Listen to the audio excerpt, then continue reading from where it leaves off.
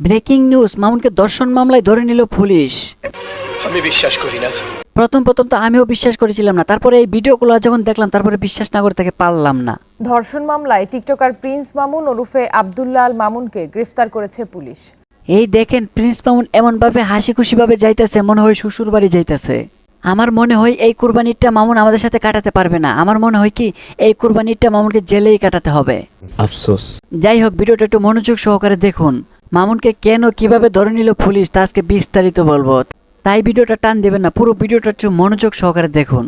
না, আমরা স্বামী স্ত্রী না, আমি অবিবাহিত, আমি এখনো বিয়ে করি নাই, কিন্তু লায়লা অবিবাহিত না। আচ্ছা ঠিক আছে ভাই, মানলাম লাইলা বিবাহিত, তুমি অবিবাহিত, তোমাদের মধ্যে কোনো সম্পর্ক নাই।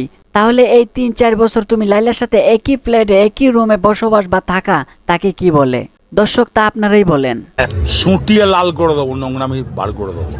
এর কোনো এক পর্যায়ে লাইলা বলল, মামুন তুমি আমাকে বিয়ে করো। তারপর মামুন যা ইচ্ছা তাই লাইলাকে গালাগালি করলো। না, আমরা স্বামী স্ত্রী না, আমি অবিবাহিত, আমি এখনো বিয়ে করি নাই, কিন্তু লায়লা অবিবাহিত না। মামুন যখন অস্বীকার করলো, তারপর লাইলা গিয়ে থানায় মামলা করলো, ধর্ষণ মামলা। ধর্ষণ মামলায় টিকটকার প্রিন্স মামুন ওরফে আব্দুল্লাহ আল মামুনকে গ্রেফতার করেছে পুলিশ। তারপর মামুনকে ধরে নিল পুলিশ। বাদী ছিল লায়লা ফরহাদ।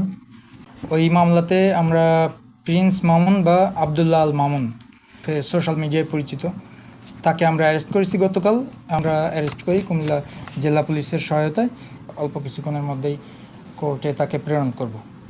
থানায় রুজু হয়েছে ধর্ষণ মামলা, প্রলোভন দেখিয়ে ধর্ষণের একটি মামলা। প্রিন্স মামুন লাইলাকে মিথ্যা বিয়ের আশ্বাস দিয়ে তার সাথে যা ইচ্ছা তাই করলো, আর এখন লাইলাকে অস্বীকার করলো। ভিডিও ফুটেজগুলো ভালোভাবে দেখেন। দুইটা কন্ডিশন দিছে যে 90 লাখ টাকা দিতে হবে, না হলে আমার সাথে থাকতে হবে। ও আল্লাহ ভাই, না আমি কান ধরছি, প্রয়োজন নাকে খত দিব, ঠিক আছে? আমি আর ওর সাথে নাই। আমাকে যদি 1 কোটি টাকাও বলে যে তুমি আর লায়লা একসাথে উদ্বোধন করো, সেখানে আমি রিজেক্ট করে দিব। আমি অবিবাহিত, আমি এখনো বিয়ে করি নাই, কিন্তু লায়লা অবিবাহিত না।